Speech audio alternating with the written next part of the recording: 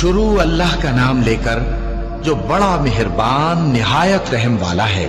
ابو لہب کے ہاتھ ٹوٹ گئے اور وہ خود ہلاک ہو گیا، نہ تو اس کا مال ہی اس کے کچھ کام آیا اور نہ وہ جو اس نے کمایا۔ وہ ضرور بھڑکتی ہوئی آگ میں داخل ہوگا، اور اس کی بیوی بھی جو ایندھن سر پر اٹھائے پھرتی ہے، اس کے گلے میں مونج کی رسی ہوگی۔ حضور کا چچا ابو لہب بدترین دشمن، اور اس کی بیوی ام جمیل بدترین دشمن، دونوں انتہائی خوبصورت انسان تھے۔ ابو لہب سرخ سفید رنگت، بڑی بڑی آنکھیں، بہت خوبصورت انسان، اسی لیے اس کا نام تو غالباً عبد العزیٰ تھا، اگر مجھے مغالطہ نہیں لگ رہا ہے، بلکہ یہ تو اس کی کنیت بن گئی تھی۔ ابو لہب جیسے کہ لہب کہتے ہیں دہکتا انگارہ، تو یہ تو دہتے انگارے کے مانند ہے، اس کے سرخ و سفید رنگت جو ہے، اس کی آنکھیں جو ہے بڑی بڑی، لیکن بدقسمت بدبخت حضور کا انتہائی دشمن، اور ام جمیل اس سے بڑھ کر دشمن۔ یہ بتانا مشکل ہے کہ کون زیادہ بڑا دشمن تھا۔ ذاتی طور پر حضور کو جو تکلیفیں پہنچائی ہیں وہ باہر کے لوگ نہیں پہنچا سکتے تھے، لیکن یہ تو گھر کے لوگ تھے، انہیں کون روکے۔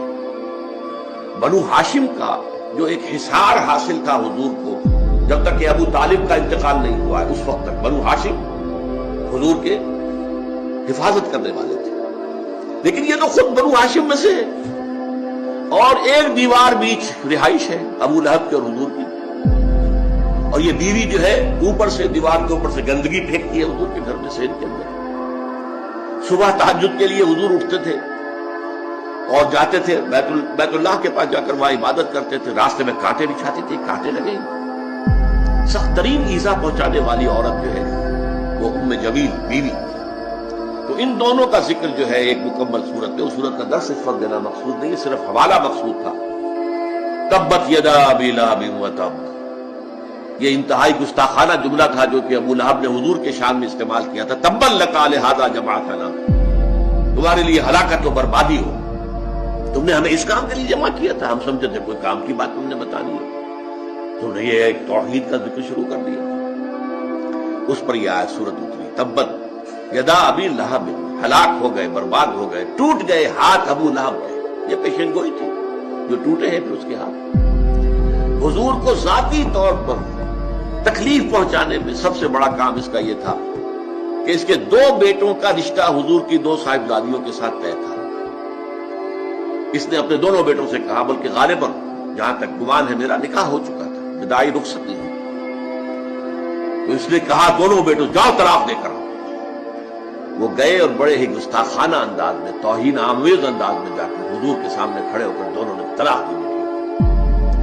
تو حضور نے صلی اللہ علیہ وسلم بد دعا دی، اے اللہ اپنے کتوں میں سے دو کتوں کو ان پر مسلط کر دے، اور وہ ہلاک ہوئے، برباد ہوئے۔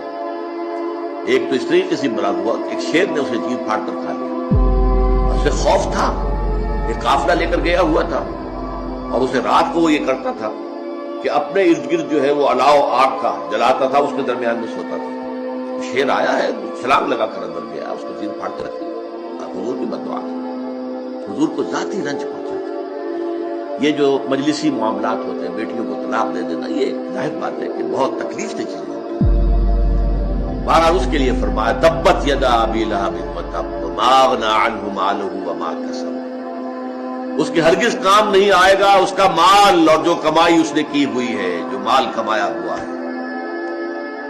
سیصلی نارا، ان قریب جہنم میں جھونک دیا جائے گا، ذات لہب، اس کے نام کے حوالے سے ہم لائے، جو بھڑک رہی ہوگی شعلوں کی طرح، جیسے یہ ابو لہب ہے شعلہ، شعلے کا باپ، شعلے والا، تو آگ بھی شعلوں والی ہوگی۔ سیصلی نارا ذات لہب وامرأتہ، اور اس کے ساتھ ہی اس کی بیوی بھی، حمالۃ الحطب، جو کہ ایندھن لے لے کر آئے گی اور اس آگ میں اور ڈالے گی تاکہ اور آگ بھڑکے۔